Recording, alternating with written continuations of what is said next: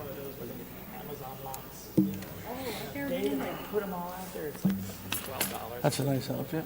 Comfortable, summery. You know, you look good. Forget about that. Some things I don't worry about anymore, as long as I'm comfortable. Yeah. Yeah.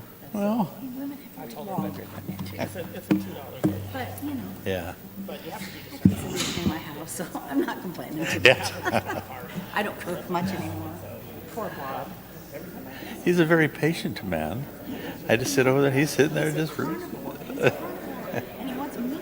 Well, I don't cook meat. I can't smell meat. I can't be around meat. But he loves me. That's good. That's all it counts. And I know that for sure. Okay.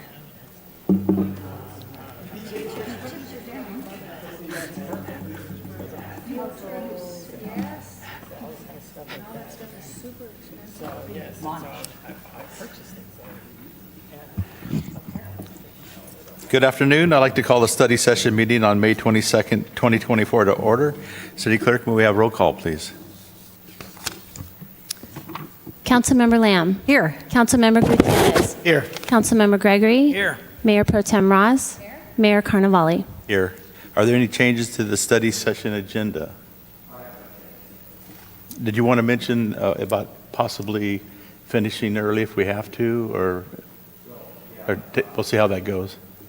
The closed session is scheduled after the meeting, at the end of this, and I think you should be fine to get there, but we'll try to get into that by at least 4:45.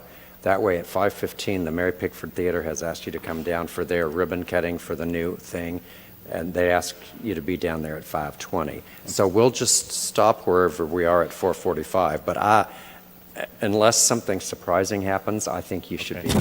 All right. Thank you. Thank you, Charlie.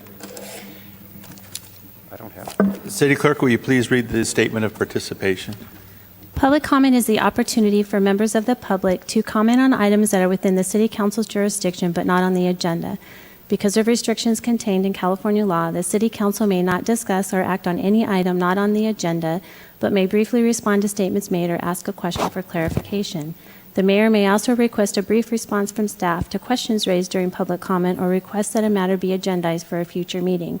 Public comment will be limited to 3 minutes. If you are a member of the public and you wish to address the City Council, please complete a request to speak form available at the entrance and submit it to the City Clerk. You will be called upon at the appropriate time. If you have materials or other items to present to the members of the City Council, please do not approach them. All materials shall be presented to the City Clerk for distribution. Thank I do you. not have any request to speak forms at this time, and I believe those in the audience are here to present to you, so no public comment. Okay, thank you. Presentation, Cathedral City High School International Baccalaureate Program. Mr. City Manager, do we have a staff report? Baccalaureate. Mayor, we're happy to have with us from Cathedral City High School today, Mr. Ed Perry, who has been, and is still today, the head of the International Baccalaureate Program at Cathedral City High School. He's going to give you a little bit of information about the program and introduce a colleague who's going to be taking over. I believe you're going to have to congratulate him on his upcoming retirement. So, All the above. Welcome. Well, good afternoon. I'm glad Rita asked us to come over and talk to everyone and let you know what the International Baccalaureate Program is all about and how it's working at Cathedral City High School, because it's really an exciting program. It's been in place for 10 years now over there, and so we're excited always to spread the word and let people know in the community what's going on. I have Anna Maya with me. She's taking my place here in a couple of weeks as the IB coordinator and also as the math department chair at the school. So she'll be moving in, just replacing me. Do a better job, I'm sure. So what I want to do is I'll go through a few slides and let you know what it is, because I suspect that, I don't know if anybody knows anything about the program at all, but maybe not. It's not a common thing that's around. And I'll go ahead and go through that, and then if you have any questions, we'll tackle them. Okay? Sure. Alrighty. So International Baccalaureate program truly is international. It was started in Geneva, Switzerland about 60 years ago, and it's literally all over the world, and we're happy to be part of it. The only other school here in the Coachella Valley that has the International Baccalaureate program is La Quinta High School. Other than that, we're the only ones that have it. So it's a big endeavor, and we're glad to get into it. So it's a 2-year program, and for 11th and 12th graders, so that's important to note that it's just for juniors and seniors, and it's clearly for students that are targeted, ready to head off to college. That's kind of the goal here. Although there's real benefits to students that may not be doing that, and I'll talk about that a bit when I get down to what courses we actually teach that are involved in it.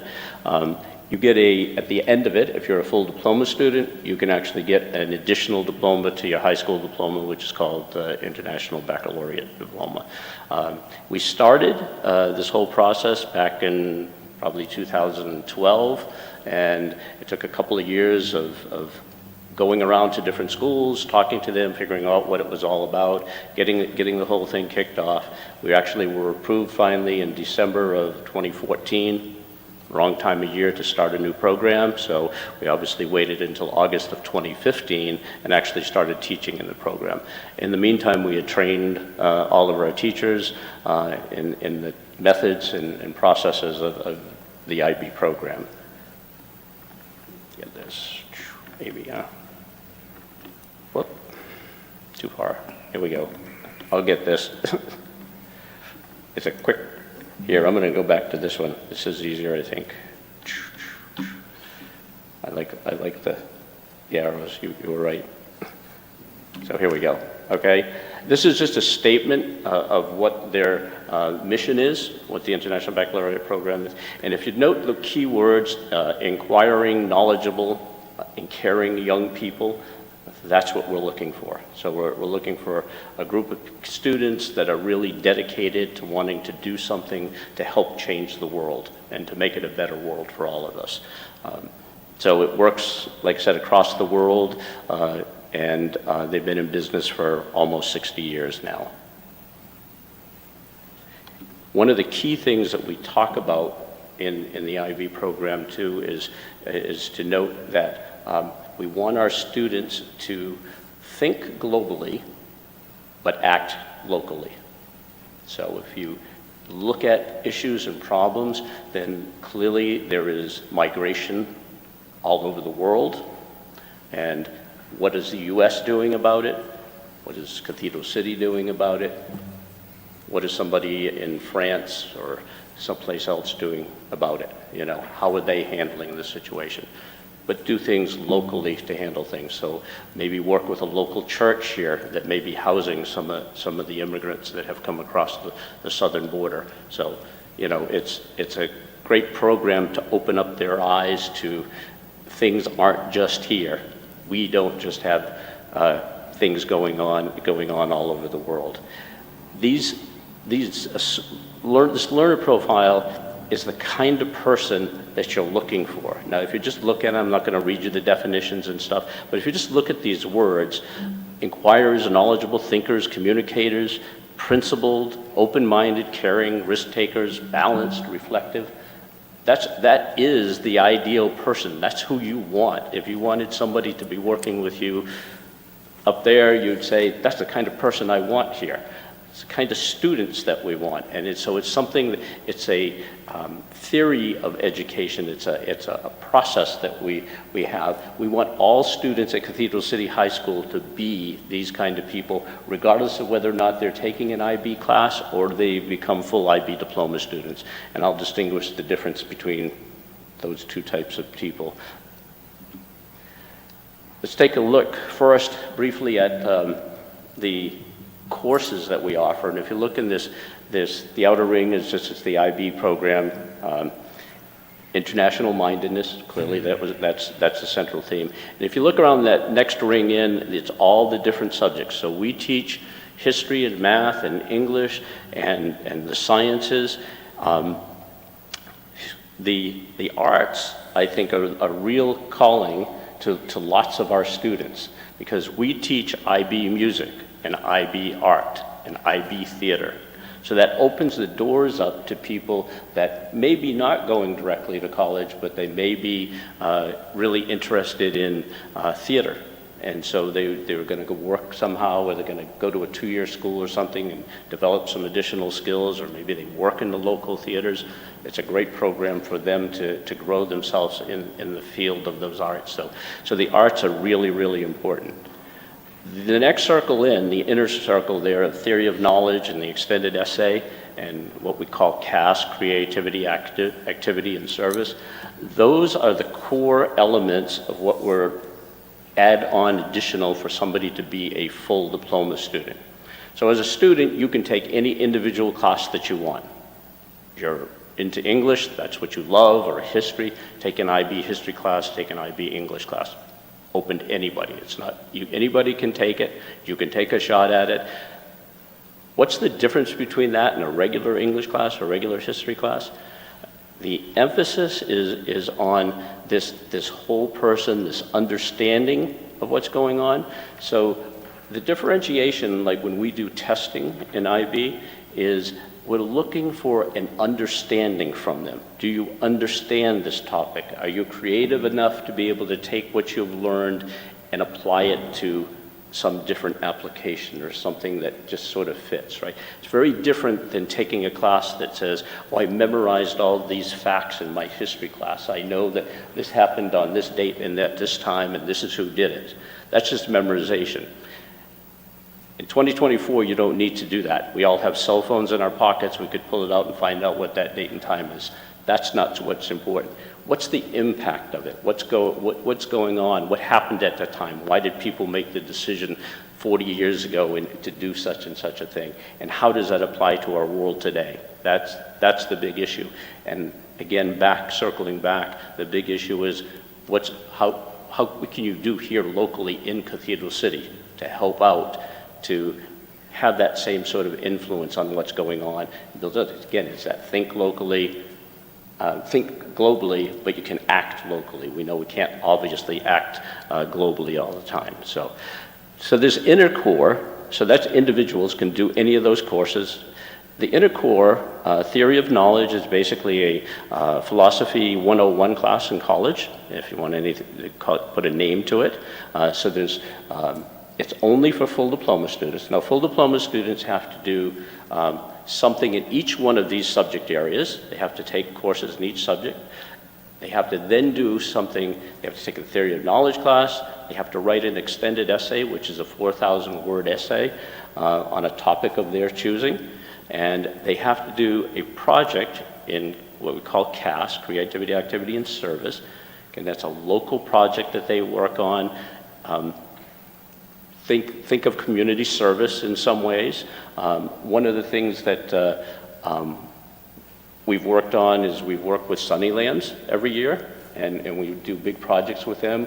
Our students this past year worked and put on sort of an opening to showing everyone what different countries were around the world, and they bring in, it's purposely geared at students. So we're asking families to bring their smaller children in and take them around, and so there's projects, there's art that they were shown in each of the countries that they visited as they went around, and we gave them passports so that they could have their passports stamped at each country that they visited and stuff. So again, trying to open up their eyes to cultures around the world, and it's just a lot of fun. It's a lot of good things. They've done things in the past at Sunnylands with music and space and sound in space, and again, it's open, it's geared towards young adults, young children a lot of times, just to come over and begin their learning process and start to see the kinds of things that they can do. So put those all together and you get those all done in a 2-year period, and you can be awarded a full diploma. It's a lot of work. Some people say, oh, it's too hard. I always tell the students, we've never heard anybody tell me in the program that any one particular project or assignment they got in any class is too hard. But that all put together is a lot of work. And so we teach them one real key thing that they certainly have learned when they've gotten out of this program, is that's time management. What do they do? How can they be on the football team or in the band? How can they play soccer and still manage to do all this? Or be in the theater and have all those practices and stuff that they have to go and still pull off getting it? And they can, and they have, and they continue to do that. So we're really proud of our students. I'm absolutely, and I know Anna is too, absolute believers in students can. They can do it, and there is no, there's no ethnic barriers, there are no financial barriers to any of them. It's wide open to everyone, and we believe in our students. We know that our students can go to Harvard and MIT, and we've sent them all over, in Berkeley and Caltech and all this stuff, you name it, they can go there. There's no reason why they can't, and we can help them get there. And by doing this kind of program, colleges recognize it. They know what it is, and they recognize it, and that they literally will take an application that has, I'm a full IB diploma student, and they will set it in a separate pile. And they will go back and they will then give it a closer review, and the rate that full IB diploma students get accepted to these major colleges is much higher than the rate of just their average acceptance rates that are there. So students can help themselves, even just getting into the school. And then maybe more important than that, once they're in the school and they meet that freshman year and the professor says, write this paper, and this is Thursday, and I want this turned in on Monday. They know how to do it. They've learned how to do it. They've learned what it's like to put under that pressure and what's the process for getting that written and accomplished in a prompt way, so, in a correct way. So a lot of pieces there. Okay. The IB program we look at as being a program for everyone. So it's not about how many diploma students do you have. So I can say, oh, I have 20 diploma students. And you'd say, wow, how many students you got? Well, we got 1,400 students at Cathedral City High School. You only got 20 of the diploma students? Yeah, but you have 319 students that are taking one or more IB classes. That is more students in a single program called IB than there are in our digital analysis CTE program or our health program. This IB program really affects far more students than any of them do, so we're really excited about that. Average pass rate you may look at it and say, oh, average pass rate is 62%, pass at least one. On people that are familiar with AP classes, advanced placement classes maybe, we still have some of those classes at the school. Those pass rates are more like 40%. They are not 62%. Again, I credit that not having to memorize and just regurgitate what's there. You take a math test in IB, we give you a book of formulas. We don't ask you to memorize formulas. We say, here it is. Here's the book of formulas. Question is, do you know how to attack this problem? Can you figure out how to get to a reasonable answer and interpret what that answer means? So, real critical. Big difference. Bottom line, we're preparing students for success in higher education and just in life in general, and in particular in an international environment. I think that's it, right? I think we're there. And Anna's name is there. Because, yes, I am retiring on June 7th. Good for you. It's coming. Been there for 20 years, believe it or not. I don't know where that all went, but I'm at the finish line. So, is there any questions I can ask in general about the program? Council, any questions? Yes, I do have a question. Now, how does the IB program benefit them in the future when it comes to college or just in life in general? How does it benefit? Correct. How does it benefit the students? Okay, so again, if they're interested in college, they're going to get that favoritism when a college sees that they're IB students, and even if they've just taken one or two IB classes, they know that they've taken the most challenging classes that are out there and being offered, and they know the skill set that they've developed. They've become those kind of people with that learner profile that I mentioned. So That's an ideal picture of what they want a college student to be. So acceptance rates are much better.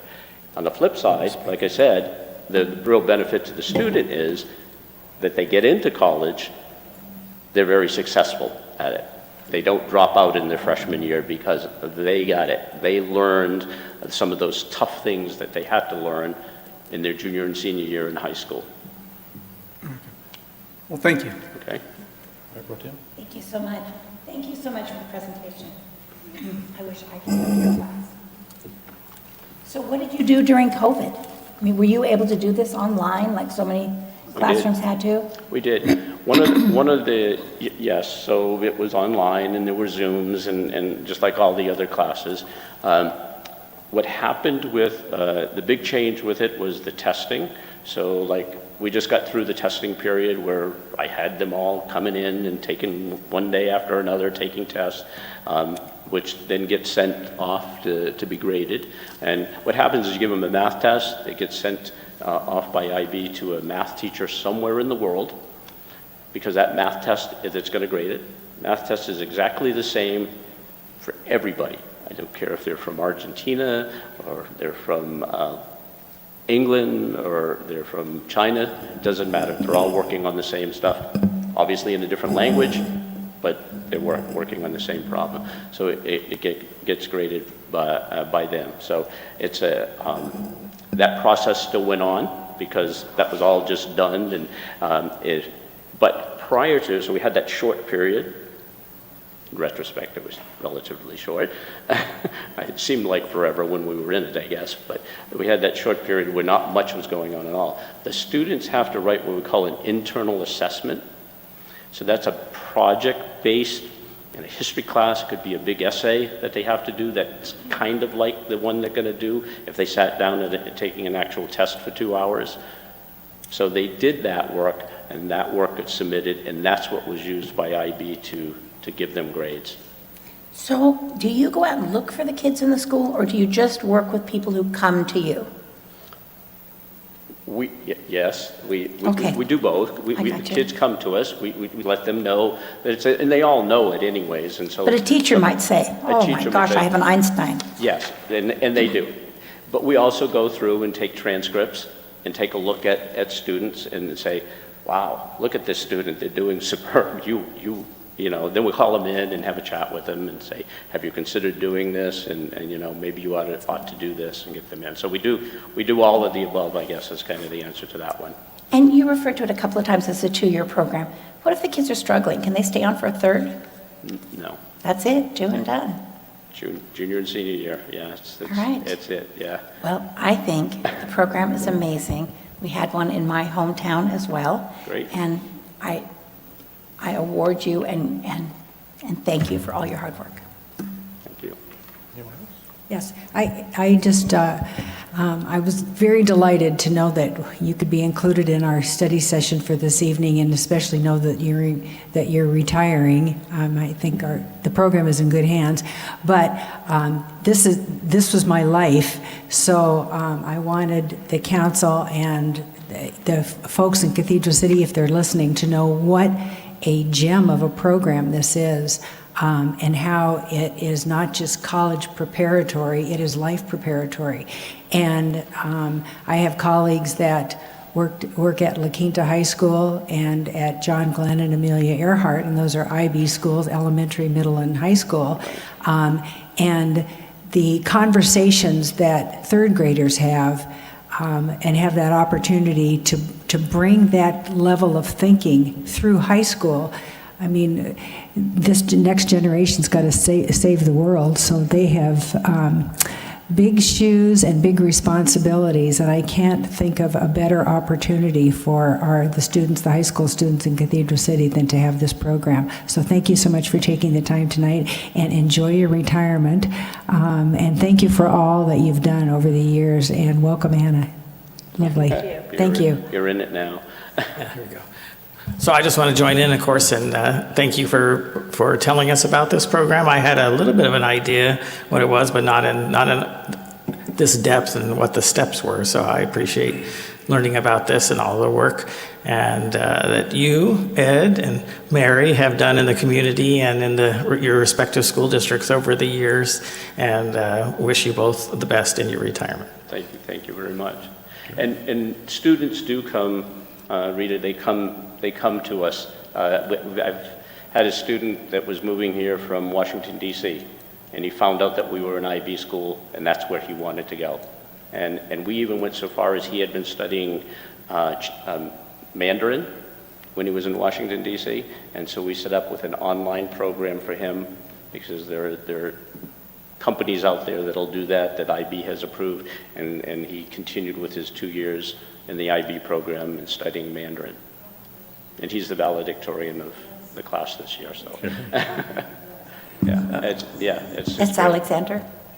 Yes, there you go, you know him. You've seen that guy. Thank you, Ed. All right. I'm going to ask Anna to step up because she's been standing there so quietly and patiently. It'd be a shame for you not to say something or let counsel a little about yourself, how long you've been at Cathedral City High. Actually, I have been a Cathedral City resident my whole life. Good for you. Went to Cathedral City Elementary, went to Nellie Kaufman, graduated from Cathedral City High School, and I have been teaching at one and only one high school for my entire career, and that is Cathedral City High School. And so I am very proud to have begun the process with Mr. Perry for the IB program, and now to try to fill his shoes and continue the program to benefit our school and our community. Thank you. One of the things I do want to tell you, because she has a great story. We now have 5 people in the math department at Cathedral City High School that can tell you the same story. They grew up in Cathedral City, they went off and got their math degrees, and we've hired them back. We just hired 2 new ones because there's a couple of us retiring and getting out of the way, and so they're coming. I think it's super. I think it's super to have that. That is wonderful. Anna, thank you so much. I'm sure we're going to be seeing you around the neighborhood. Yes, thank you. Welcome. Thank you. Okay, thanks very much. No, I see no one in the public. Next report on becoming a certified autism center. Mr. City Manager, do we have a staff report? Yeah, I'll just let Ann take this one because I think she can give you the background and everything as part of her presentation.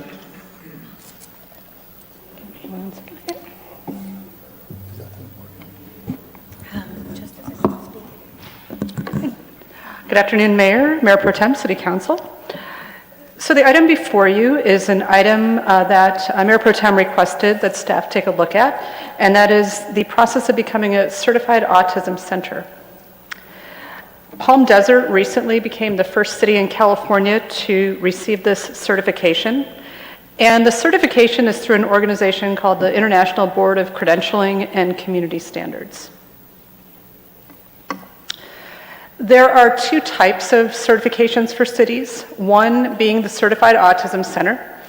And to earn that certification, the organization must train at least 80% of its public-facing staff, which in most cases is pretty much most of your staff, from the organization in autism and other sensory disorders through the training provided by IBCCES. And the goal is to better prepare staff and management to serve individuals within our communities that might have autism or other sensory needs. Separately, there is another type of certification called an Autism Certified City. And this is given to cities where the key stakeholder groups, such as healthcare, education, the government, hospitality, et cetera, are all trained to better serve individuals with autism and other cognitive needs. And Mesa, Arizona is the first city in the nation to have achieved that designation. And then separately, there's a Certified Autism Designation, which is similar to the Autism Certified City. And Visit Greater Palm Springs is currently working on this designation with local hospitality-related businesses, such as hotels and attractions, to have our region designated as a Certified Autism Designation, and to showcase that our local hospitality venues and entertainment venues are inclusive and accessible to residents and families that have autism and other sensory needs. So I've been working with Ms. Meredith Teakin, who is the president of IBCCES. She's also the person that is working with Visit Palm Springs, and also Palm Desert. And she provided the training quotes and information to us. I provided her information about our workforce, the types of positions we have, and the number of employees, and she made recommendations on 5 different types of training, and that would be depending on the employee's job duties. And so there's kind of a 30-minute general awareness class for more, this is a kind of customer-facing, customer service type training about what autism is, sensory needs, triggers, and best practices for communication and safety awareness. There's a class that's a leadership class, which is a 30-minute, more in-depth class that has more additional information, talks about individuals that have multiple needs, parent-caregiver communications, etc. There's a module for our first responders and law enforcement, which is review best communication practices with individuals with different sensory needs, how to approach those individuals, common signs that someone might be autistic, as well as safety awareness and sensory triggers. There's also some classes related to manager level training. So us as managers within our organization, how do we look at the individuals within our organization that we serve that have different abilities, different neurodiversity? How do we make sure that we're being inclusive of their needs and understanding what those needs are? And then lastly, there's a training for coworker level training. So how do we identify and appreciate the strengths and challenges that our coworkers might have and help be supportive. So if the city decides to go through this process and works to become a certified autism center by training 80% of our workforce, we will receive a framed certification, window clings that we can identify the entryways of City Hall. We'll have staff name decals. We will do press on this. We will get a validated digital certification badge, which is what you'll see on the screen for display on our websites and also listing in the autismtravel.com as a certified autism center. And the total proposal, or the total cost of the proposed training is $11,287,000, which includes a discount of $10,285.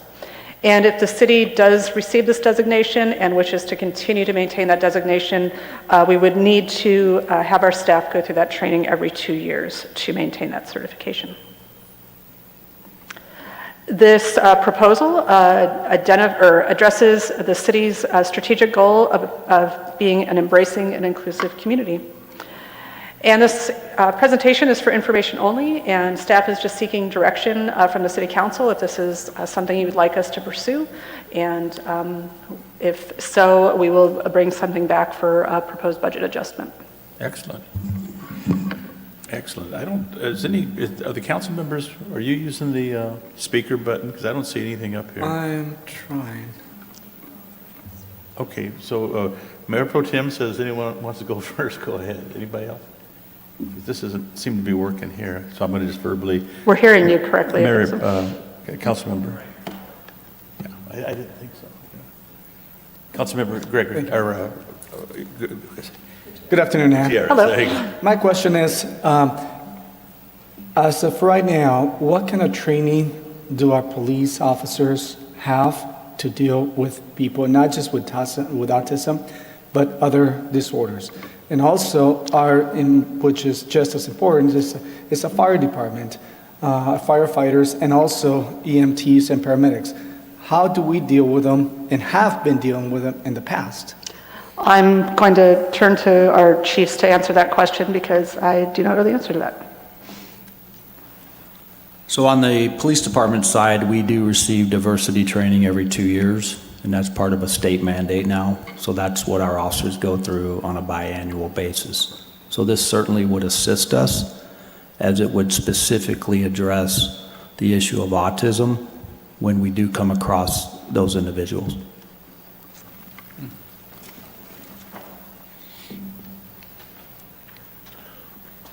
fire department has a similar thing where we have annual CEs, continuing education for our paramedics and EMTs.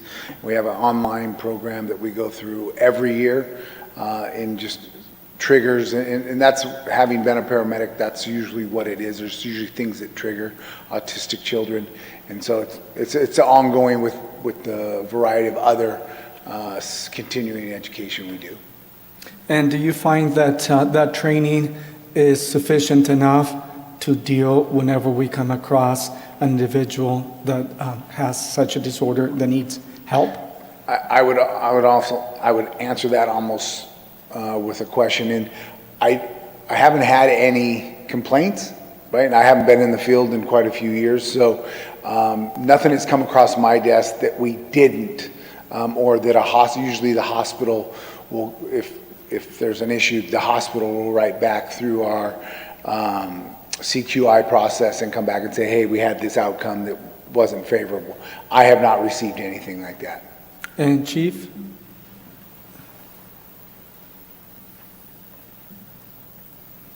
I would echo that. I've not received any complaints, or I'm not aware of any complaints in dealing with people with autism.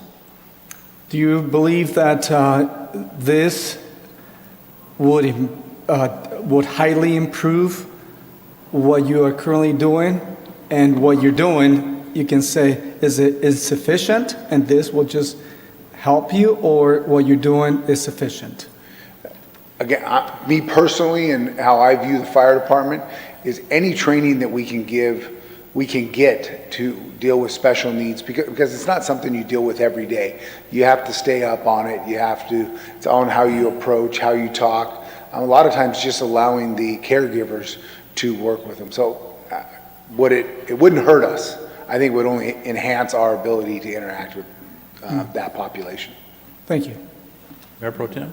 Can I ask, while the chief is still up there, this outline talked about there being some continuing education credits. Has anybody checked to see if those are the types that would be helpful, or the numbers of CEs that your staff has to accumulate over?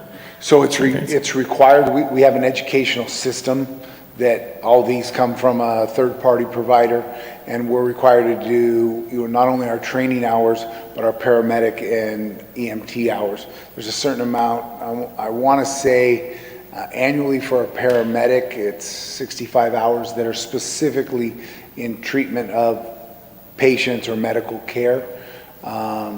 So the CEs, you're saying they have to do their in specific classes. There's not like some electives or some... There is some of it, usually about a third of it, but there's some that has to take place online, some that has to take place in person, some of it has to be taught by a doctor, so there's different levels. So do we know if the CEs that are proposed here, I mean, may not have looked, and that's a fine answer, but Yeah.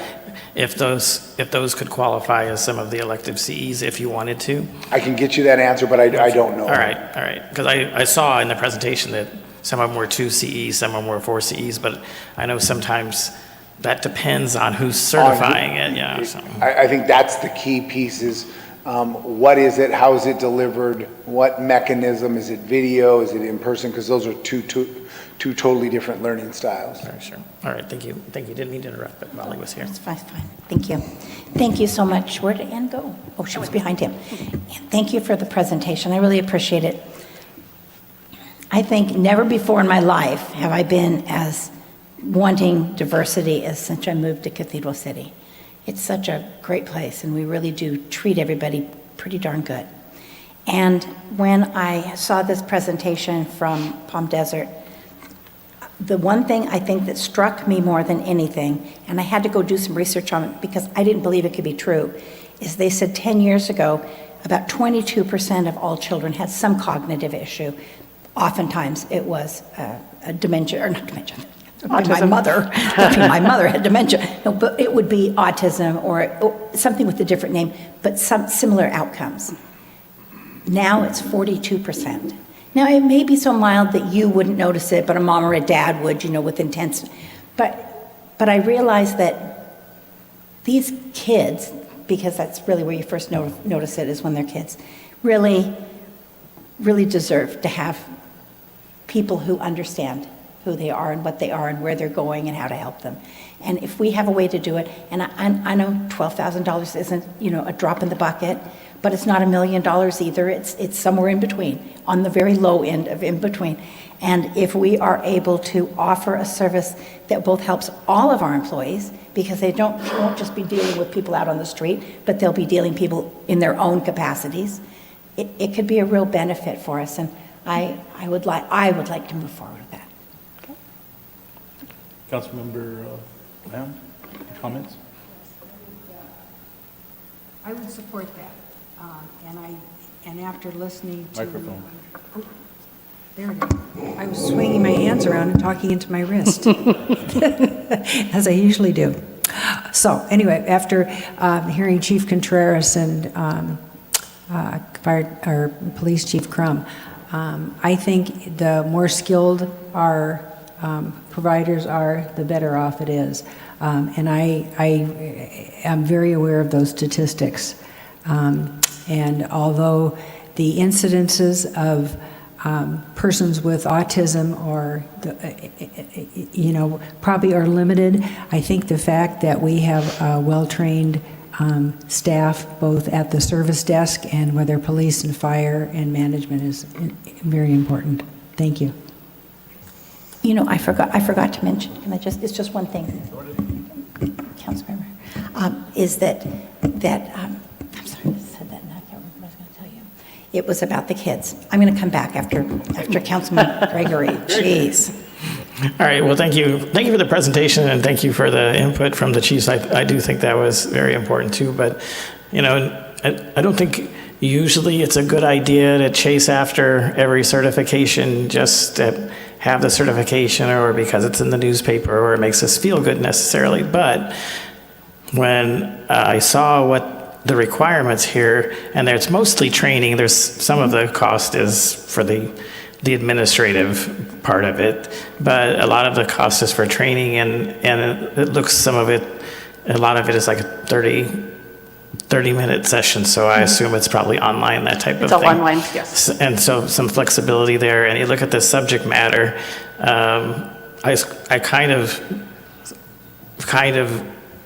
bought onto this and say, well, it seems like this is the kind of stuff in training that we want our staff to have anyways. And I know our staff has ongoing training and in general, but particularly the police and the fire, I'm somewhat familiar with some of the post requirements and others, and I know that probably both departments supplement that even with additional as they see the need. But it seemed like, well, this type of training on sensitivity to these mental health issues or people with cognitive differences is very much on the nose with what we're seeing in society today. And when I looked at that, it seemed to me pretty reasonably priced for what you had. And besides the training being good and probably bleeding over into other areas beyond autism, because we run into people even here sometimes in the council chambers all over the scale in their cognitive issues. And so I think the training is probably good for everybody. It seems to be reasonable, and not trying to necessarily pay defense because it's not necessarily a good reason either. But if we did have an issue and we had a trained workforce and we showed we had the training, well, that would just be an extra layer there to show the efforts that the city has made. So I am supportive of at least this initial discounted period, because to me that's fair that it's discounted, because then we, meaning probably the staff more than us, can better judge whether they felt that there was additional value to that.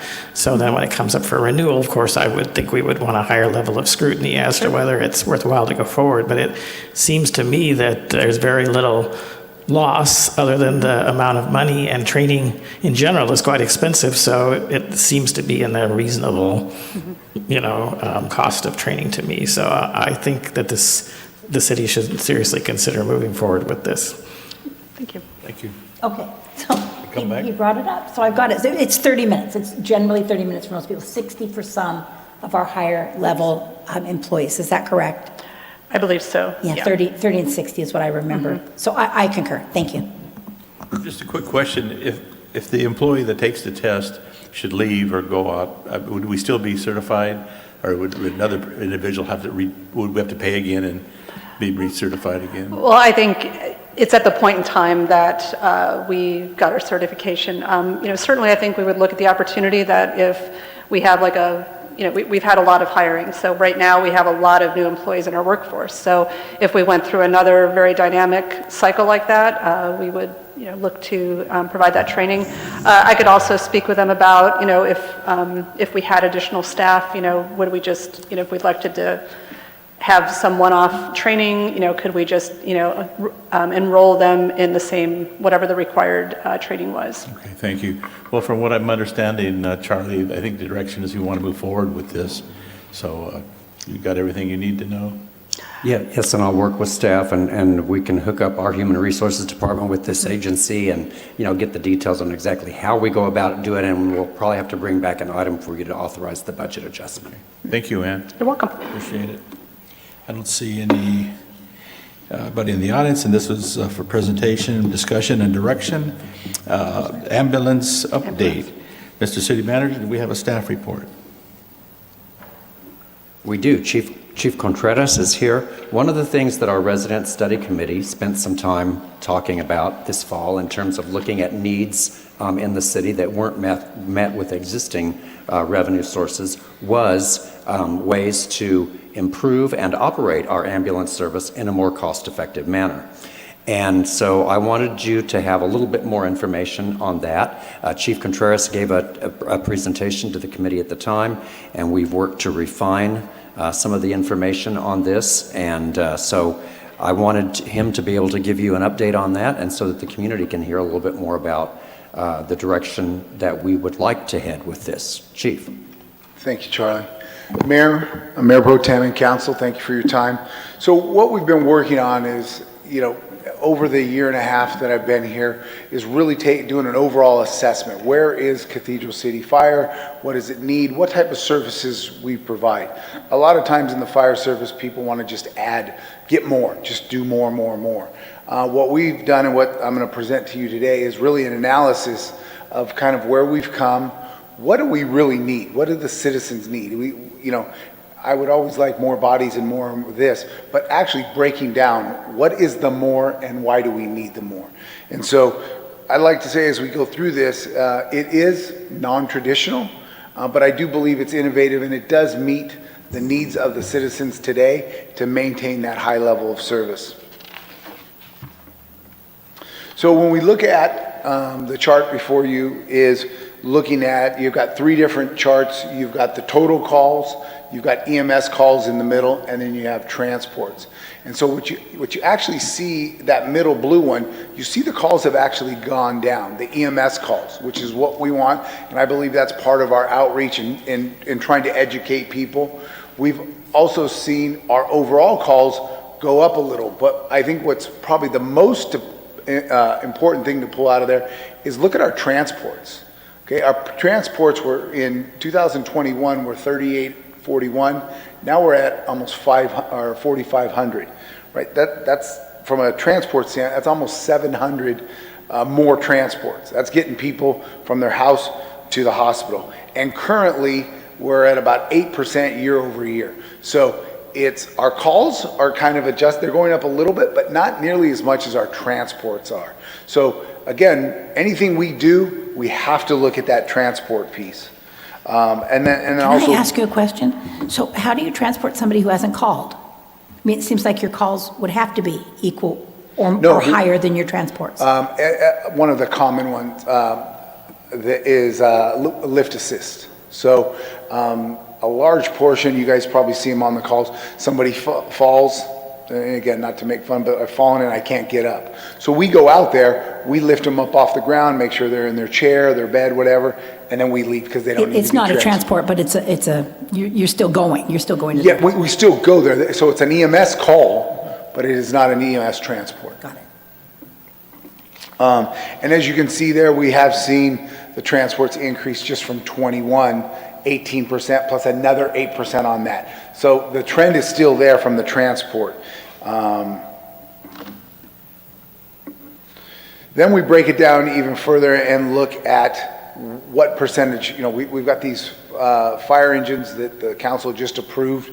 A fire engine is about $1.3 million, a fire truck's about $1.8 million, and in the short period, 6 months, they're now $2 million, right? So to make that huge investment, do we really need it, right? Do we need more fire engines on the streets, or do we need more transport vehicles? And what this would show is that it's about the EMS, right? It's about going to those calls. So whatever we do, whatever we propose, needs to have that transport or EMS component to it. In years past, we've been able to depend on our partners. We're lucky enough to have our own transport ambulances, but a lot of our surrounding areas do not. And since COVID, just like you've heard about us having challenges in recruiting, the ambulances are having the same problem. And so there's not as many ambulances in the valley to service the population. So where we used to get a lot more mutual aid, we're not getting that. And this reflects that. If you look at the amount that we've received, that's where we call and say, hey, will you come and help us? We've had 65 mutual aid denied, 164. So they're denying us more than they're helping us. And then given how many we give back the other way, which is 34, for a total of 263 calls. So let's call that those are calls that we could capture if we had the resources. Overall, we've seen a 42% reduction in the amount of help that we can get coming our way. So now let's look at our response. This is one of the major measures that we look at, is from the time the alarm goes off, how long does it take us to get to the patient? And these are averages. As you can see, it was 6:56, the small blue one. Then right before we implemented the other ambulance, it actually went up to 7:50. We did bring it down, so it has come down 24 seconds. And for somebody who's stranded or having chest pain, those 24 seconds can be a really big deal. But what's the biggest concern for us is the green lines. That's the amount of time that it takes once the ambulance leaves the station to get back to be an available resource, right? So it's actually gone up. And some of that is what they call APOC time. It's at the hospitals. We bring a patient in, the patient upstairs is full, right? They don't have beds. So now we can't transfer that care. So our paramedics come in, they sit there with the patient, and if there's no beds to transfer them to, we're stuck. We can't get out of there. The law doesn't allow us to leave them. So that time is the one that I really look at. What are my available resources? Do I have the resources to serve the community? And what you can see here is that is going higher and higher. AMR doesn't report, I gave you the 7 minutes and 24 seconds for our average response time. AMR and everybody around us, they have it a little bit different. In their contract, all they're required to do is be 10 minutes or less 80% of the time. So even when we do get them, we're going to fall outside of that window, even if we use the mutual aid system, which is, again, it's better than nothing, but it still has some flaws in its delivery. So when we break down our costs, this is what I believe our problem, as I see it, is we have transports going up. We need people to go to the hospital, and our turnaround time is affecting us. So a fire engine would not really affect that, okay? But if we can get an additional ambulance, that's going to help that turnaround time, right? Because we have more ambulances in the system, right? And so when you break down the cost, you've got 2 paramedics on the medic van. The medic van's about $400,000. That's about 20% of the cost of what a fire truck, and about a third of the cost for a fire engine. So the initial cash outlay is less. The initial expense is about the same, and ongoing is a little bit less. So it's actually cheaper to run when you look at miles per gallon, you look at maintenance on a fire engine versus maintenance on an ambulance. It's much cheaper to operate. And when you look at your dollars per hour to operate, right? We're looking at, over $100 an hour less. I have my percentages here, but you can see it's significantly less. The other thing I'd like to talk about is, You know, one of the things we have to do is be cost effective and look at how this impacts the city as a whole and the general fund. And so when I got here, there was a lot of, hey, you know, our ambulance program, it doesn't pay for itself, it's losing money. And when you actually break down the numbers, this is a quick breakdown of our overall budget. But I'd like to bring you to the highlighted area that says ambulance services. Our salaries and benefits is $3 million. Now, the other operating capital, that's depreciation of assets, that's ongoing capital expenditures like our monitors. So that is a little higher. But when you look at that $3,017,000, and then you look at our revenue, last year the council also approved to that pay-to-play program throughout the state, and that has boosted our revenue significantly. So when I got here, it was $1.8 million, and what we did through some automation, looking at our processes, we were actually able to bump that along with the PPG EMT. So we've been able to increase revenue by 50% in the last 2 fiscal years. So where we were at $1.8 million, we're currently budgeted for $2.7 million, and as of today, we are at $3.1 million. So we're going to actually even surpass where we had budgeted. So when you break that down and you look at the overall budget, it's $14 million, but if you put 3.1 into it, it now brings the budget down to $11 million.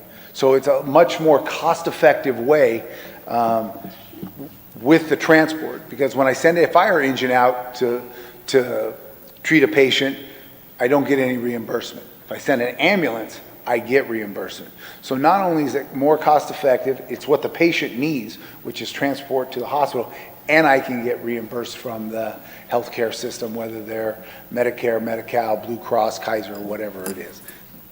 The ambulance program allows me to do that. With that said, it takes more, as we've expanded and we're running more calls, there is more administrative duties. And you look at, I'm using command staff. These are the other agencies in Riverside County. Palm Springs has 7 command or administrative staff. Murrieta 4. You can see the Cove communities have 4. We have 1. So when we look at our CQI process, that's something that's mandated by both the county and the state and the federal who oversee the ambulance reimbursement.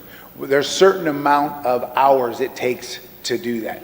We are barely keeping up, and I will tell you, we're right there. We're spending more and more time. And it's okay, because it's an accountability. It's making sure that we're doing what we're supposed to do. And so overall, what I believe the solution is not the fire engine on the right, it's the ambulance on the left, right? That's going to give us the ambulance transport. It still gives ALS care, paramedics. It also turns it around faster. There's a lower initial outlay and a lower ongoing cost, while still maintaining that high level of service and that response time that the citizens expect from us. So the final piece to this is our fees, right? What do the residents of Cathedral City pay for their ambulance service? You can see there on the upper right, we are hands down the cheapest, most least expensive ambulance transport in the county. And when you compare us, what we did here is a comparison is what they call the transport, that's the $12.25, the cost per mile, and comparing them to other providers, miscellaneous supplies, oxygen, and then to come up with a total price per transport for a 5-mile transport. We're $14.50. Next closest is the Coves, which is $17.41, $18.44. But when you look at it, right, if we go and we provide mutual aid to Palm Springs, we're going to charge them the $14.50. If AMR comes into our city, they're going to charge the $31.99. So, and you can see there, we've got it broken down. AMR is 121% higher than, and it's our residents. They're going to pay that if they're insurance. If it's Medicare, Medi-Cal, that's pretty much a standardized rate, and it's really not going to affect that. So we call it committed resource. So how many times are there when we don't have anybody available? All our ambulances are taken. We have gone down, you can see there, it's 176 and 183, but there's still 87 times throughout the year when there is no ambulances available. That's whether it's AMR, whether it's ours, and in those cases, our fire engines just sit on scene and we wait until one becomes available. So what does this ultimately give us? This overall plan helps us maintain the high quality of service to the citizens in a timely fashion, and making sure that they have emergency medical transport, which is key, in a cost-effective way at a high level that meets the needs of our citizens with minimal impact to the general fund. I think that's one of the other things. We are bringing revenue, and we would expect that revenue to increase, and using that as a way to help fund some of this. And I'll entertain any of your questions. Thank you. I'm going to start with Councilmember Gregor. Any questions? Go right ahead.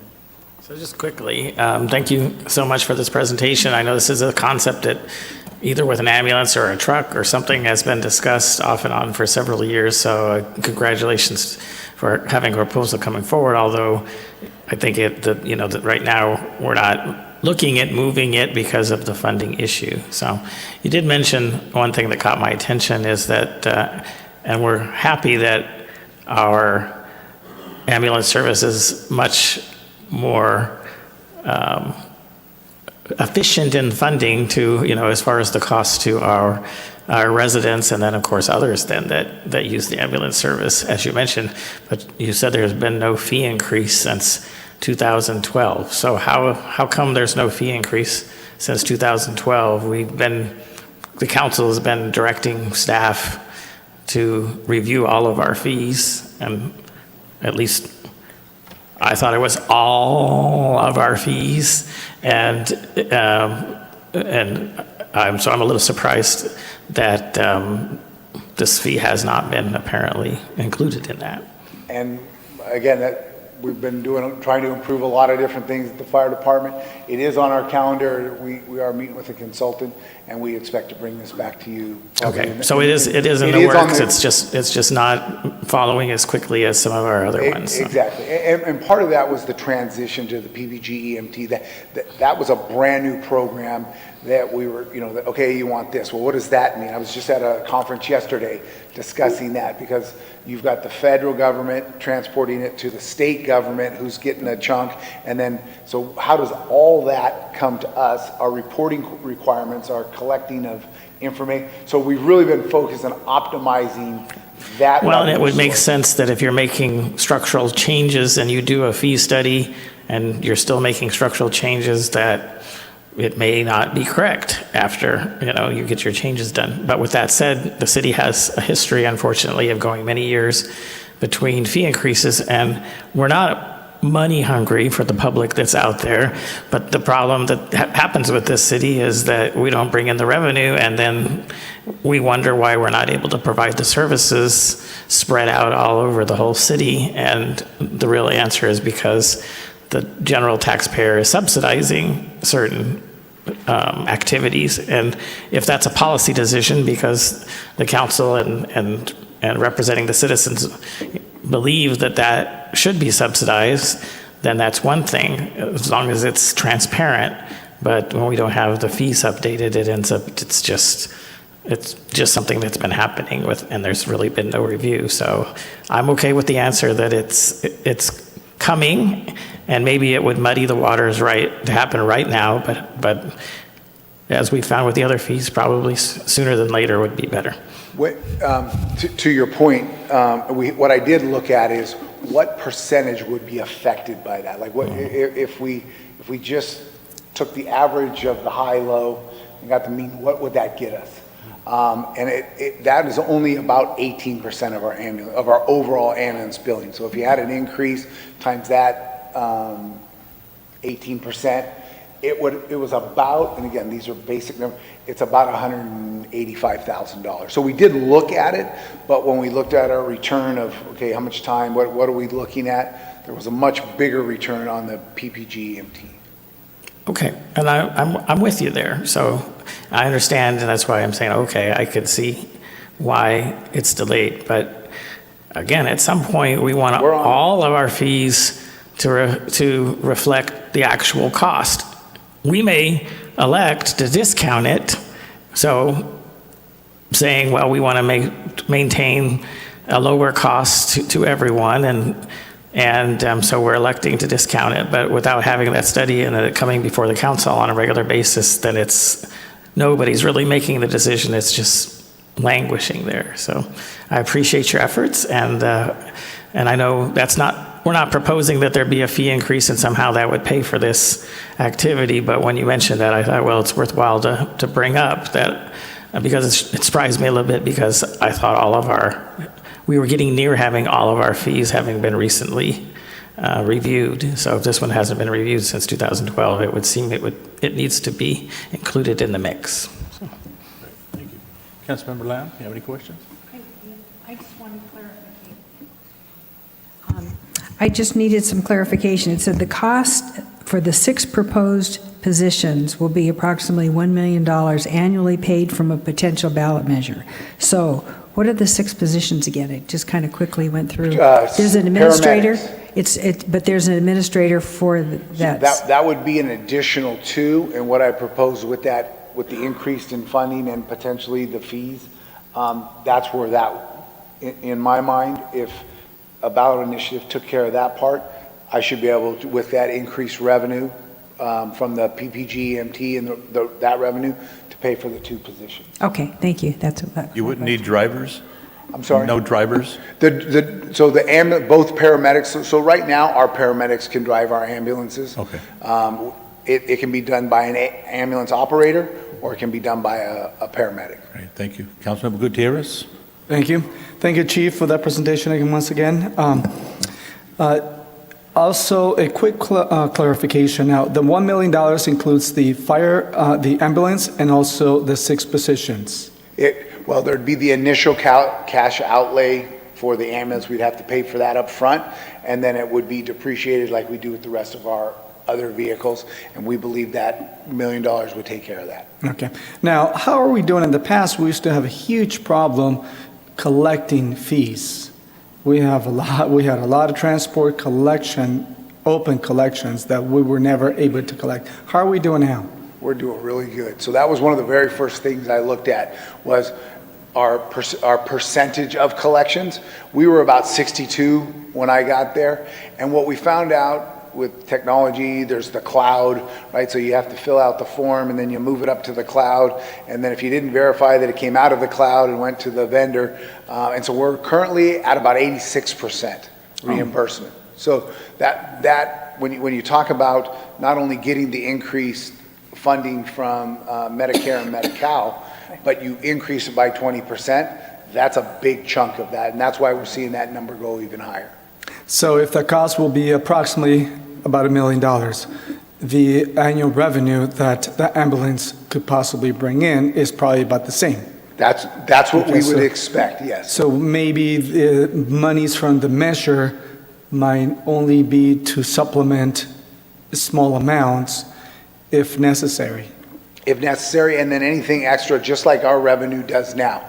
If I say we're getting 3.2, once it comes through, it goes back into the general fund. So anything above that would then go back into the general fund. Now, my last question is this, also a clarification.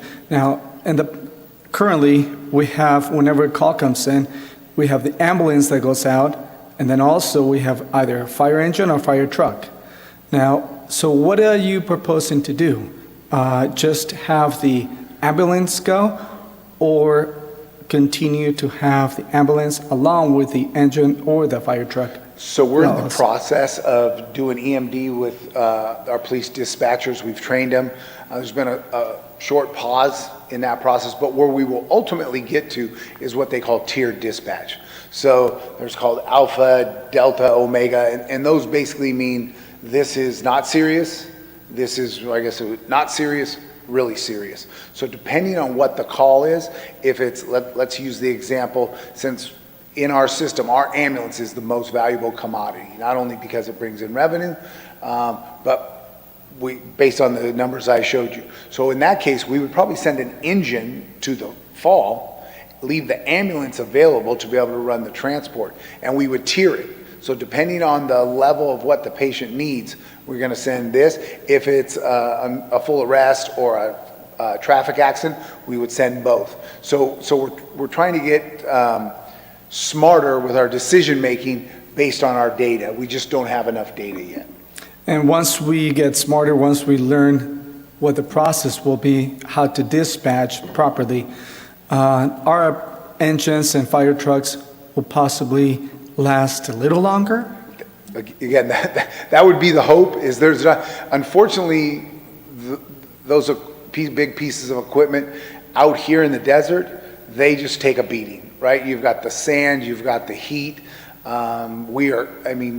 It almost seems like every day we're doing some type of maintenance. So yes, that would be the goal. But it's back to what one of the things that I looked at that I don't have enough data, but it sure looks like we're running that 4th and 5th call. So if our units are busy during our peak times, which our peak times are early in the morning, and about 4 to 6, those are our two, that we're turning 4 to 5 calls an hour. Well, if we don't have 5 ambulances, then we're going to miss those calls. So what my hope is, and what I'm looking at, kind of our next phase is, we'll use the engine, which buys us time. We get response time. We get paramedics on scene to treat the patient, and that buys us time to allow our ambulances to make that turnaround trip either to Eisenhower or to Desert.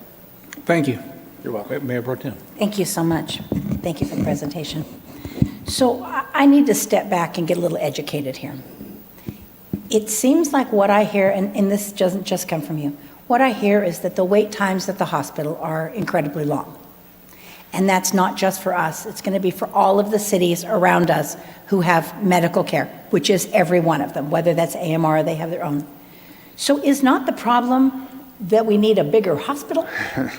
Isn't that really, when you get down to it, everybody could run with what they had if we just had a little bigger source for people to take their invalids to?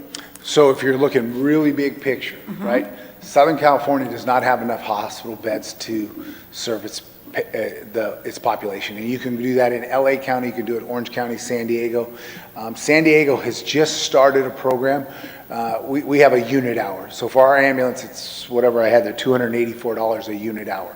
San Diego has started to charge the hospitals for those man hours. And guess what happens all of a sudden to the hospitals? They're getting them in. They're speeding it up, right? And they've proven it. They've done it for about 3 months now. I would have some trouble with that legal legitimacy of, how you can get penalized for not providing a service. I'm not really sure how that works. And I'm just going to go with you on that. But the issue is if there's no, right, because if I'm sitting there and I've got the ambulance and I've got a patient, I may be in the hospital, but it's still my patient. I'm the paramedics, it's my patient. Hospital assumes no liability. So until they take ownership and say, okay, this is now, it's called transfer of care, they transfer that care to the hospital can stand back and do this. So if they're short-staffed, if they don't have, okay, we only have 1 bed, and I know this is terrible to say this, but we only have 1 bed, and this might be a low acuity that's not going to get the hospital the money they need, and they're saving for the high acuity. so then, now that we've established that, how does having an additional ambulance help us? Because it'll just be 1 more ambulance that they can't take. It'll just be 1 more vehicle. They can't take all of these other vehicles, and now we've got another vehicle.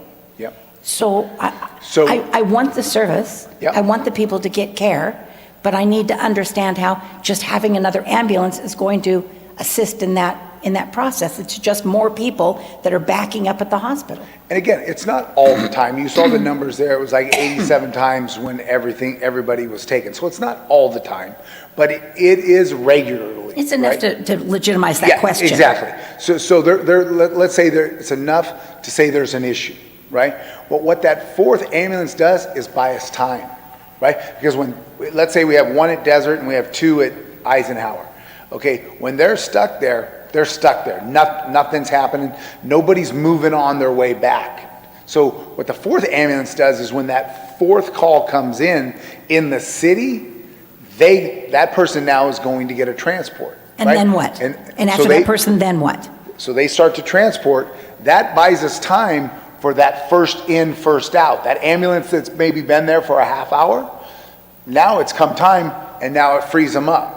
Right? But you made it seem like it was more like an hour, that they really, the 53 minutes is, I think, what it said on there. No. That is the turnaround time. So that's from the time that they go en route, so they leave the station, they go to the hospital, they drop off the patient, and they come back to the city, and they become available. It's that turnaround time. And I'm not coming to beat you up or to beat the... That's okay. It's the system. It seems like the system, it's erroneous that we would keep buying vehicles to take to a hospital that can't take the vehicles, you know, kind of a thing. I mean, I don't, if I went to a dinner and they never could get me in for 2 hours, I think the answer would be build another restaurant, you know, and maybe they'd be able to take some of that off. And I know we can't go build a hospital, but it does seem like we keep compensating for something that isn't working. And maybe the answer is to find a way to make that work.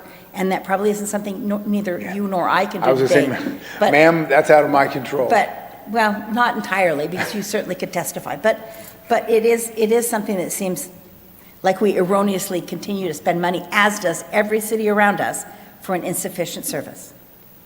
Time-wise, I'm sure once they get in, they're good doctors and, you know. Okay, Thanks. you done? I think so. I get your point. I know it's frustrating. It might not be a perfect system, but it is a system. And I think with this 4th ambulance, it will provide a service. It won't always be a bottleneck. And I think I'd rather have an ambulance, you know, in service than not in service, even if it has to wait down the road. So if I'm reading council right, I think we want to move forward on this, Chief. Is that correct? Okay.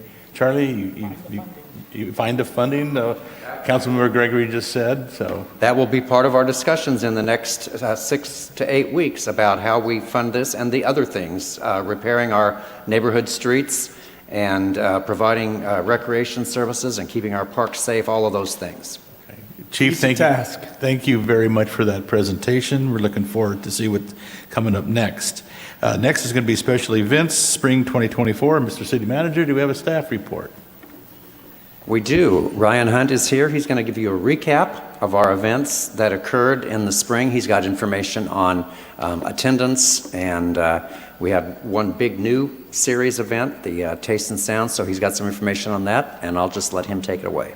Thank you, City Manager. Mayor Pro Tem, City Council, good to be with you this afternoon. I'll be your escort for our trip over to our field trip over to the Mary Pickford Theater. I appreciate you. A little flag like Yes, you're traveling. yes. I appreciate you accommodating that. I know it's not always the most convenient to do it in between meetings, but we had the corporate card we were dealt with ScreenX, and we'll be happy to support them here in just a minute. But I wanted to go through a little bit of a spring events recap, and I'll try to move this along as fast as I can. But I really wanted to give kudos to the yoga and the amphitheater program. I think that's really just continued to be a success, and it's built year after year. And Vice Chair Antonio Beishu from Parks and Community Events Commission and former PACE Commissioner Gary Marshall are out there every week. And once the sound's up, and they just do such a great job of inviting and making people feel so welcome in this beautiful venue. And I didn't put a picture there of me in a Lucha Libre outfit for how flattering it was, but wanted to comment on the fact that this program, yoga, really turned into a cross-promotion opportunity. And I want to commend Antonio Beishu in particular for helping us spread the word about other events, and then to start Tuesdays in the spring with yoga in the amphitheater, and then to end in the evenings with Tastes and Sounds. It really kind of showed the future potential of the amphitheater, that we really, if we think creatively, and we don't always have to spend a lot of money to program it and activate it in a way that can bring in folks to enjoy this, what you can see is the beautiful mountain view. It's certainly the envy of most yoga goers, I would imagine. So that ran from January to March. As I mentioned, record attendance, and then we're obviously hopeful that it returns in 2025. Taste of Jalisco celebrates our sister city relationship with Tequila Jalisco. Appreciate a few of our judges that we had for the tequila tasting competition, Councilmember Gutierrez and Mayor Pro Tem Nancy Ross. Really strong attendance in 2024. We were about 12,000 the year before. We had the most beautiful weather weekend 2 years ago, and last year we really were kind of dealt a tough hand with some rain and wind and cold temperatures, but I was still pretty impressed with 10,000 plus for, I think, is what is becoming our signature event of the spring when it comes to the largest attendance. So the carnival was the biggest it's ever been, which I think was really impressive. And I'll touch on this a little bit later this evening on your agenda as a proposed renewal with Sound Skills, who's been our operator for this event. But Legends of Lucha Libre Wrestling, we had all of you in the ring having some fun, which was good too. And that was a really great way to promote our venue. I know that Mary Pickford actually did a really good job last at that evening at the concession stand, kind of keeping people flowing too. So it all kind of came together, and really excited about the trajectory and how we can keep growing this attendance, because I think it's got a lot more potential to get up into the 15 to 20,000 range if we're smart about it. Mary Nutter Collegiate Classic, more one that we support, but I thought we really stepped up our game in a number of ways this year, and I want to commend Parks and Community Events Commission. The information booth had been a component. I'm not sure it was always as active as it had been this past year. Mr. Baishu reached out to my department for some assistance to get local menus and restaurants and ways to promote people to do business in Cathedral City through the weekend. 33,000 plus, it's a great opportunity for us to promote Cathedral City and Big League Dreams, and Mayor Carnevale thrown out the first pitch and did a good job, and it's always a fun one. I think the teams get involved in it too, and it's just a really good reception that we have there. And then Deanna Pressgrove, through her environmental fund, does a great job with our branded swag bags that we're able to give to teams and guests as they're coming in. So, and you can see the billboard that we did not pay for, but we were happy to see the Big League Dreams Mary Nutter Collegiate Classic billboard on Lamar in Cathedral City. So Cathedral City LGBT Days, just a quick recap here, but it is the first Pride of the year. Took place March 8th through the 10th this year, estimated at about 5,000. We did once again top our attendance for the bed races, so that's 2 years in a row now. So the Sunday bed races, you can see the sea of vibrant festival goers there for LGBT Days. It's always a really fun one. And we'll have to, 2 years running now, we'll have to defend our title for the city administration bed, as we've won for decoration and design. But really wanted to call attention to that this is the first time Agua Caliente Casinos has really stepped up in a big way to give us a presenting sponsorship of this event. They had always done Taste of Jalisco and the Hot Air Balloon Festival, but we've already submitted our renewal for potential sponsorship there again, June 1st deadline for Agua. So really excited. We had the drone show, which I think just gets better every single time that they do it. It's really great. So we hope to continue to have new legs and new life for this event, because it's really important for what's a substantial portion of our population here that we want to feel included and celebrated. Tastes and Sounds, didn't really know what to expect. If you'd asked me to predict it, you know, you just never know, and you build it and you hope they will come, but it really turned out to be a really pleasant surprise, I think, and our community really embraced it, and I think we know now a little bit about what we kind of see for the need and what people really will be attracted to on a weekly basis for more amphitheater activities. So also gave us a chance to test out a BYOB pilot program through partnership and collaboration with our police department for what was the best way to do that and operate it. We had private security each week. I can't tell you how well behaved all of our attendance goers were. I mean, I didn't see a single piece of trash on the ground. Everybody was a really good steward of the venue throughout this 8-week series, so I think it ended up really well. We try to make this as low maintenance. I think it's been compared in some ways to the Hollywood Bowl, of just making sure you can bring your own food if you want to. There's food vendors available, and you know, having that kind of picnic atmosphere with the tables that we had there in the grass, and saw various ways of people enjoying it, whether they brought a blanket or whether they brought their own lawn chair. So, and then all of our tremendous acts, you see the dream boats there in the bottom left. That was our highest attendance at more than 700, but you know, Giselle Wu and the Night Owls, Cathedral City's own, bringing her back, Avenida Music, which obviously has a Cathedral City ties and connections. Both of our high school groups getting the chance to have that memorable experience on stage really was great, and Leanne and the Free Agents really had a great crowd too. So really, really excited. And then we had our first drag show in the amphitheater as a way to kind of tie into LGBT Days for the kickoff. I'd like to keep that going for future years, and learned a lot from all of the experiences to make it even better. And so The next slide says questions, but, I think this is a good time. I'm always seeking guidance and feedback from you all as a council. I have had a few of you reach out to me. Mayor Pro Tem Ross has reached out about potentially some community assistance for Tastes and Sounds, and I know Councilmember Lamb has also approached me about maybe a return of movies in the park, which would obviously be in our amphitheater with an inflatable screen. So I did do some calculating. The last time we had movies in the park, obviously not in the amphitheater, it was 2021, approved by you all. It was about $7,700 for that. So obviously that's a cost 3 years, before today, but price it out. But, have had preliminary dialogue with Shauna McGloin, who is with Jacob's Way Production. She has the inflatable screen available. So for this time, obviously there's no vote or action taking place, but I'm always interested to hear what you all think is best for our special events. Yeah, that in the park, that Movies in the Park was popular, but we got a lot of feedback for some neighbors because it did get pretty loud. I think it ended around 9 o'clock or something like that. So I don't know if Panorama Park is where it was, I believe, and it was a perfect place for it. But if we can find another location, I'm all for it. Or I'm still good with Panorama Park if the neighbors don't. I think the idea, Mayor, would be to move it in the amphitheater. So similar to what we did for our LGBT Days, we had a couple of movie screenings there, one of Priscilla, Queen of the Desert, and The Birdcage this past year.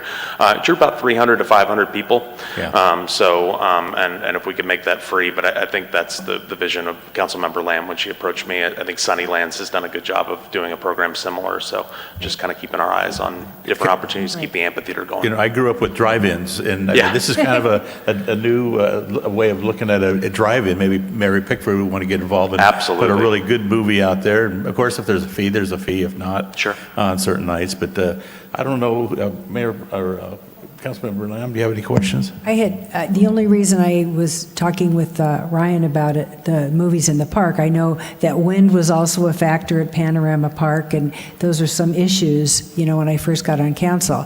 But I've attended the Sunnylands movie thing on Friday evenings, and people just bring their own lawn chairs and a snack. And a couple of years ago, they started off with The Birds, with Cary Grant, and so they had La La Land 2 Fridays ago. So it's just a nice venue. It doesn't necessarily have to be geared towards children. These were, films for all ages. Anyway, it might be, I was just thinking of another way to expand viewership and use of our amphitheater. Not everybody's into yoga. Thank you, Councilmember Gregory. Well, and the thing about movies in the park in Panorama, there really are a couple of months that it works well, and then not so well when the time changes or the sun doesn't go down. Then it doesn't work very well, and it is one of those things that can move.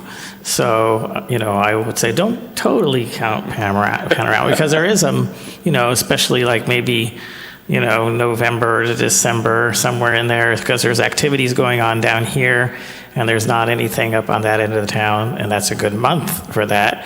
So I think part of the problem was when we were doing it before, we were doing it, and we wanted to get, 7 months, 8 months in there, and it just doesn't work like that because the weather comes up, and one of the biggest problems, because you were talking about 9 o'clock, I think the problem was some of those were going to like 11 o'clock because by the time it got dark, and then you ran a 2-hour, as some of them are, 2.5-hour movie, it was getting way late, and then nobody was even staying that late, and then the neighbors were having to hear it. So I'm just bringing that up as I think that it doesn't always have to be in the amphitheater, but I do think the amphitheater presents a lot of solutions for especially some of those more shoulder months.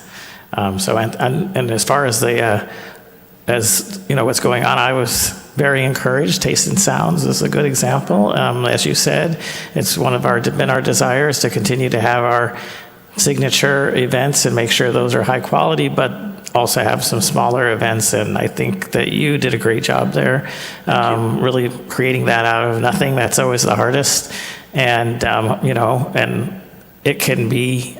I know you already have a notebook of things they could do to make it better. Maybe just some times. Sure. Yep. Maybe you'll get a more participation from some of the local businesses that were difficult, and And we'll talk a little bit about Taste of Jalisco. I have a couple of things that are in particular that have to do with those large events.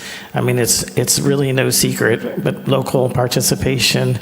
And I know we don't necessarily control the cost, but it would seem if there was some options that weren't really high priced, that those are the two things. So that'll be a theme I'll bring up again. And I know other council and staff too are concerned about those two things, because otherwise many of those events are very high quality and great, but those are two things that I think are legitimate concerns that come up repeatedly. So thank you. Thank you, council member.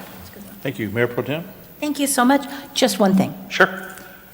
Bob and I, we went to the casino. And the tribe did an awesome job. They had a comedian, and then they had a DJ in this great big van that danced on the top. I mean, just crazy stuff. But then there was also a spin photo thing that Antonio kept making me get on and on and on until I thought I was going to pass out. And it seemed like that was just the beginning. And that could be an opportunity to do something there as well. No, I don't mean like movies, but I mean on the night of, Sure. We watched the drone show from there. Yep. You know, it really can be a premier place to be on the night of. And I bet you they'd like that, you know, to know that it was so well.